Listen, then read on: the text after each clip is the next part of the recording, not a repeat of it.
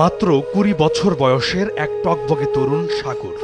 অভাবের সংসারে খুব একটা পড়ালেখা করার ভাগ্য হয়নি তার। রিকশা চালিয়ে যেটুকু রোজগার করতেন তা দিয়ে রাজধানীর রামপুরার বউবাজার সংলগ্ন মৌলভীর টেক এলাকার একটি ছোট্ট বাসায় মা বাবা ভাই ও বোনদের নিয়ে বহু কষ্টে জীবনযাপন করতেন পরিবারের এই একমাত্র উপার্জনকারী সাগর রিকশাওয়ালা। প্রতিদিনের মতোই গেল ১৯ জুলাই সকালে কোটা আন্দোলনের মধ্যেও পেটের দায়ে রিকশা নিয়ে রাস্তায় বেরিয়েছিলেন সাগর।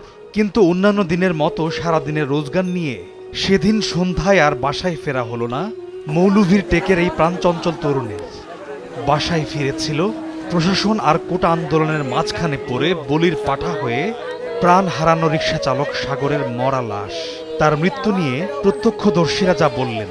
ওর নাম হচ্ছে সাগর, ওর বয়স হলো ২০। আমরা রিক্সা চালক, ঠিক আছে, আমরা পথচারী।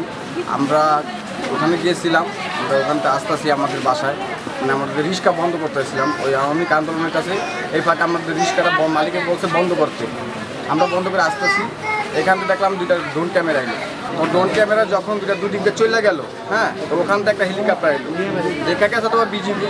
তারপরে তারা এখান থেকে আইসা পাত্র গুলি করা শুরু করলো। তো করার পরে ওখানে ছিলাম আমরা ৩ জন, আমরা আর আমার ওই সাগর যে ছেলেটা ওই ডাইরেক্ট স্পট ডেট, আর এখানে গুলি লাগছে। পরিবারের বড় ছেলেকে হারিয়ে যেন বাক রুদ্ধ হয়ে গেছে সাগরের অসুস্থ পিতা। আর প্রতিনিয়ত বুক ফাটা আর্তনাদে ভেঙে পড়ছেন সাগরের মা ও বোনেরা।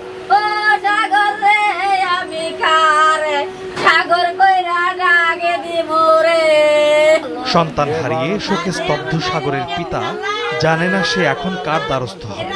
পুরোটা পরিবার এখন কাকে অবলম্বন করে বাঁচবে।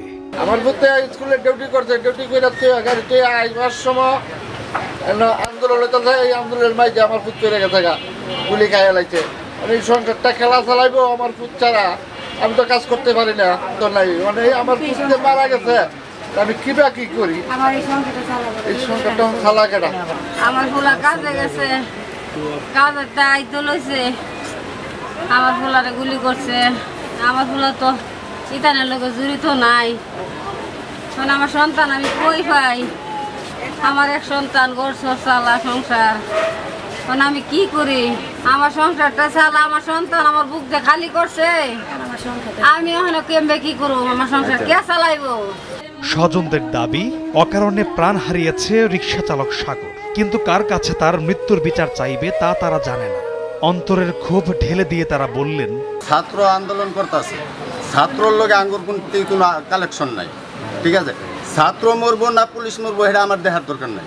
কতগুলো আমার মতন সাধারণ মানুষ এই জায়গায় মরতেছে, এটার কারণটা কি?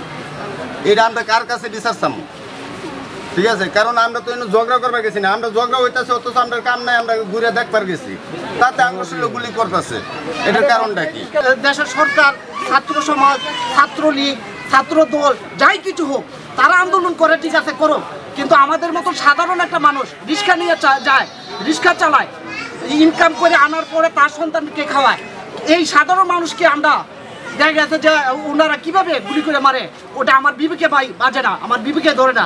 চলমান কোটা আন্দোলনের উত্তাপ আর প্রশাসনের চোখ রাঙানির মাঝে পড়ে নির্দোষ হওয়া সত্ত্বেও বলির পাঠা হয়ে অকারণে প্রাণ হারিয়েছে সাগরের মতো আরো অনেকে, যাদের পরিবার স্বজনদের বুক ফাটা আহাজারিতে বাতাস ভারী হয়ে উঠেছে।